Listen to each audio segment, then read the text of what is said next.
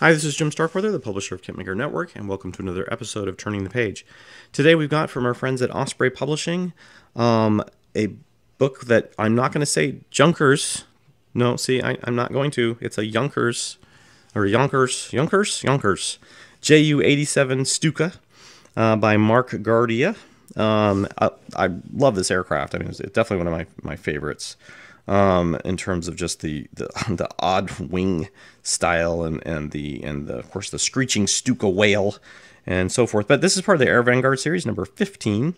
In the UK, this book lists for £12. In the United States, about $19, and in Canada, $20.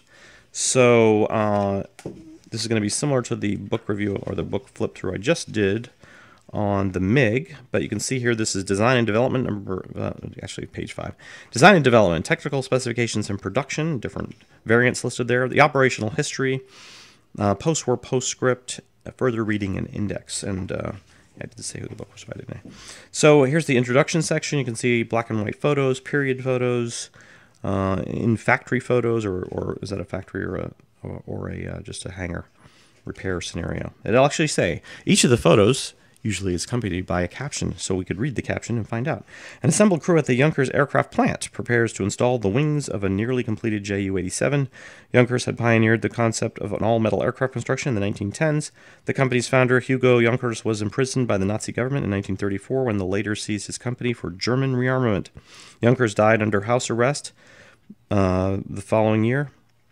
That's interesting trivia there, and shows that not all Germans were for the war, especially people who actually even created some of the technological marvels that they had in their army and air force and navies. So basically, again, lots of information, lots of interesting text like that little piece there. We have an interesting diagram of how the aircraft attacks with its dive bombing technique. And that's part of the whaley thing there on the wheels, I believe. That's what generates the sound. What a concept to dive bomb and have like a wailing. I mean, that must have been just horrifying to be on the ground, obviously, with one of those things heading at you.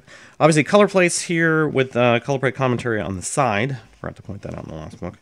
And then more black and white photos. But again, just doing a quick flip through because there's some nice illustrations there. Another nice illustration. And you guys have seen these books before. There's nothing huge here that I'm pointing out, I know. But basically, this is what you can expect: a fold out with again cutaways of the aircraft at the back. And so anybody who's they're going to be bigger, gigantic books on reference for the Junkers Ju-87, but this book obviously is an easy addition for anyone on a budget or anyone just wants to kind of fill out their collection with more information and more reference. I'm sure it's worth the under $20 buy in that scenario. So, well, thanks again, and if you have any comments or suggestions, please leave them below.